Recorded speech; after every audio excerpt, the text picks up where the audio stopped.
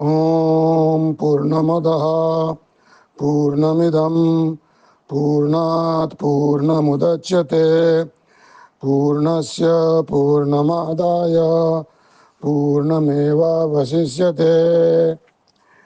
वह सच्चिदानंद घन परब्रह्म पुरुषोत्तम सब प्रकार से सदा सर्वदा परिपूर्ण है।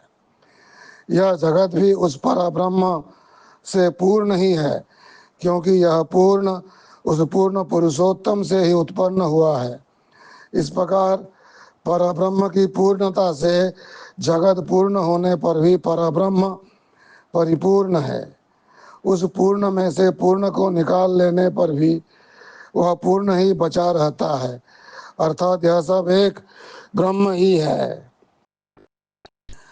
तदेजति तन्नैजति तद्दुरे तद्वन्तिके तदन्तरस्य सर्वस्य तदु सर्वस्यास्य बाह्यतः। 5 ईशावास्योपनिषद। यह सबका अपना आत्मा एक अचल सर्वशक्तिमान होते हुए भी सभी शरीर उपाधियों द्वारा चलते भी है और निर्गुण निराकार रूप से यह सदा अचल स्थित है। यह इनका न चलना है। इस प्रकार वे मंद बुद्धि वाले भक्तों के लिए सदा दूर से दूर बने रहते हैं। वे ज्ञान चक्षु के अभाव में इन हृदय स्थित आत्मदेव को इस तीर्थ से उस तीर्थ में, इस मंदिर से उस मंदिर में, इस मूर्ति से उस मूर्ति में मृग मरीचिका नीरवत सदा अपने से बाहर खोजा करते हैं। कैसे? विमूढ़ा नानुपश्यन्ति, जो विमूढ़ है वो देख नहीं पाते हैं। गीता 15:10। कस्तूरी कुंडल बसे मृग ढूंढे बन माही, ऐसे घट घट प्रभु बसे मूरख जाने नाही। किंतु यह आत्मदेव उत्तम जिज्ञासु के लिए सद्गुरु कृपा द्वारा अत्यंत समीप से समीप अर्थात सोहम रूप में विद्यमान रहते हैं, क्योंकि ऐसा कोई स्थान ही नहीं जहाँ यह नहीं हो।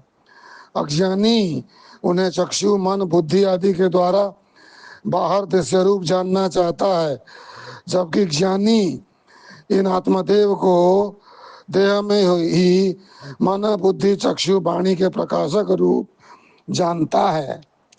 सबके अंतर्यामी होने के कारण वे सबके अत्यंत समीप हैं, पर जो अज्ञानी लोग उन्हें अपने ही भीतर मन बुद्धि के साक्षी रूप में नहीं जानते, उनके लिए यह आत्मदेव उनकी बुद्धि में दूर से दूर ही बने रहते हैं।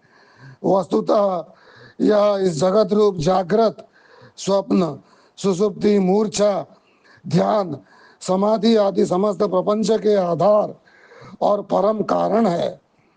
इसलिए यह अखंड रूप होने से भी देह अंतःकरण उपाधि से बाहर भीतर और सर्वत्र परिपूर्ण है।